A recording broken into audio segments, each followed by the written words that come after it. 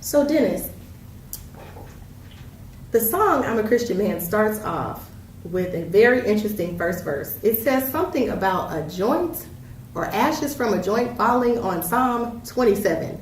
Do I have that about right? That's correct. Ashes from my joint fell on Psalm 27. That is correct. Okay, so I think that's interesting.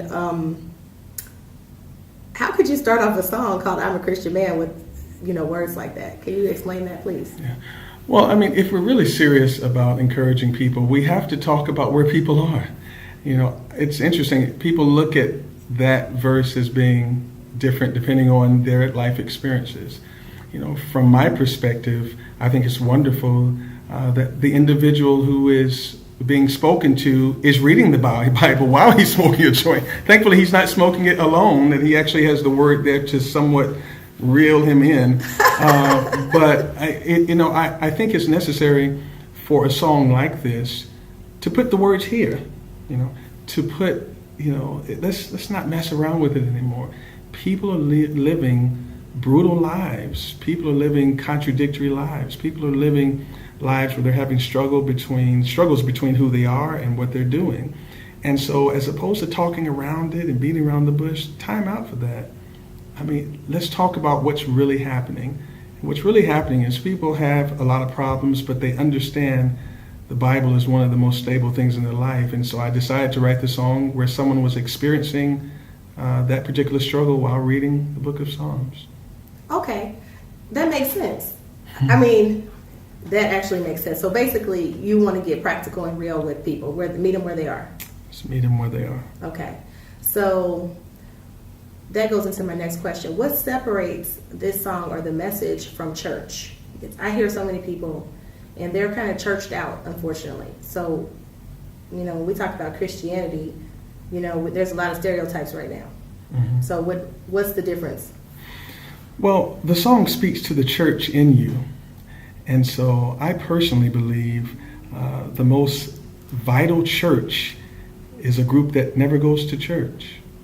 And so I believe there's and let me sort of expand that idea.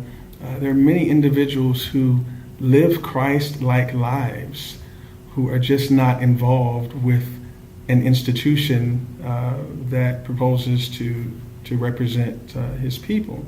And so obviously there's nothing wrong with going to church, but the point I'm trying to make is you have to speak to the audience who will never walk into the front door of your sanctuary. And so how are they going to be reached if they're never there? Is you have to speak to the church they carry around with them. The integrity they have in their day-to-day life, the morality they have in their day-to-day life. Those are areas that will resonate with them once you go to them, as opposed to always expecting them to join you. That sounds really good. I have one more question. This song, I'm a Christian Man, is being called Man Gospel. What does that mean? As a woman, I want to know these things. That's funny.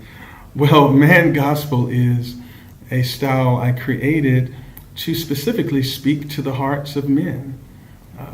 To speak to the challenges we go through while still maintaining who we are as Christian men. And so the album to come, has songs on it like Let Her Go, songs on it like Love at the Altar, which speaks about a man who went down for prayer and fell in love with a woman as they were praying. And things that are somewhat stated in many ways tongue-in-cheek, but resonate with men because we've all experienced some things within the framework of Christianity or framework of worship and praise where our minds, flirt with the carnal, right in the middle of blessed assurance. So Man Gospel is an encouraging form of gospel music with its specific purpose to speak to the thoughts and the hearts of men, adding language to places that generally don't have any words. Okay, that sounds good. I was personally distracted one day at church when I saw a particular celebrity. So I guess it doesn't just happen. So is that female gospel? I guess it doesn't just happen to men. Okay. But we want to know these things. So, okay. Well, Dennis, before we finish this, I have one more question. What do you want to say to the men? I mean, you said words in the song, but before we go, what do you want Christian men to know? I want Christian men to know their identity is not a flexible term. Their identity is not something that can change from day to day. Of all the things in the world that change, what does not change is who we are in Christ.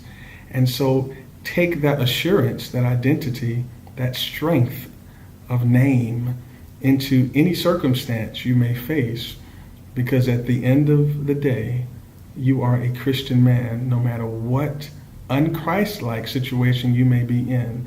The Lord does not look down and see if you are validated that day and decide to call you that. He has said, this is who you are, and there's nothing that can separate you from His love. And so we can take that into any situation. Just be encouraged. That is wonderful. Thank you so much for sharing. Again, this is Dennis Ross, the third, writer and producer of I'm a Christian Man. Thank you.